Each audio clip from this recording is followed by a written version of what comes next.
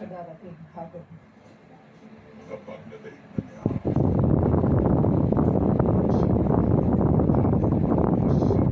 maingat nagpapagsak sa iyo.